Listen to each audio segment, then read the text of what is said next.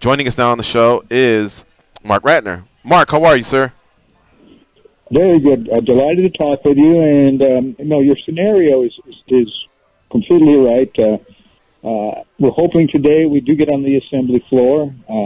No guarantees of anything. But as you said, I very much believe we have the votes if we get it on the floor. I'm always concerned that they run out of time, and that's happened to us before. We've never had a vote on the assembly. We've passed the Senate 6 times. This year, I think the vote was 48 to 13. I believe if we get on the assembly floor, we'll have between 95 and 105 votes out of the 150.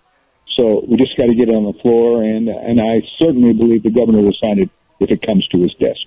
And what would stop it from not reaching the floor? I mean, other than running out of time, because they've extended the time once already, and they're talking about extending it more. But is there any other reasons why it wouldn't reach the floor? Not to my knowledge. There's much bigger things going on in the legislature there. There's a big rent control problem that they're trying to fix, and that's sort of holding up some other bills. If I take a step back, I understand that MMA is not the biggest thing in the legislature in New York. It may be the biggest thing to myself and to the sport, but there's other things that have to be done. But I'm I guess cautiously optimistic today's the day. But if they have to go another day, I'll be optimistic tomorrow. But we're still in the race, and I do think it's going to happen. It wasn't too long ago where you were out here in Vegas and we ran into you. The UFC announced a new drug policy going into effect. Are you of the belief that things have to get a little worse before they can get better?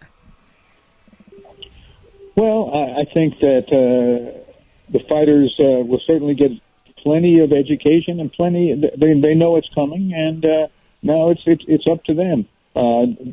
There is a culture out there that we know that some people have used performance enhancing drugs, and they're going to have notice, and they're going to have to stop. And this policy is stronger than Major League Baseball. It's stronger than the NFL. We'll be completely independent from it. We won't know who they're testing, when they're testing, and all the adjudication will go through the United States Anti-Doping Association. They're going to go all over the world to have people, and we just want a level playing field, and our goal is to clean it up. So that's what we're doing. It can't just be like one mass email. I mean, has there been follow-up in the communication to the athletes to stress just how serious this is?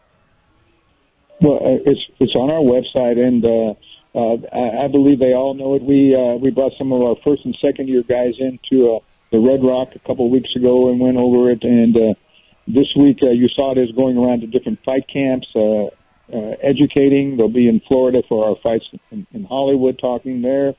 So yeah, we're going to go out there. It's not when we say July 1st. That's when it really kicks in. But we want to make sure education is the first thing, and there should be no fighter that doesn't understand this. And I believe with the internet, with social media, the one thing that they're going to have to do, and we're working on this as we speak, is all the fighters over 500 are going to have to check in every day. There's going to be an app where we have to know where they are. And if they're on vacation, they're going to have to say, "I'll be in Malta on the following dates." Every day? And that's every day. You're going to have to. Every morning, you're going to have to check in.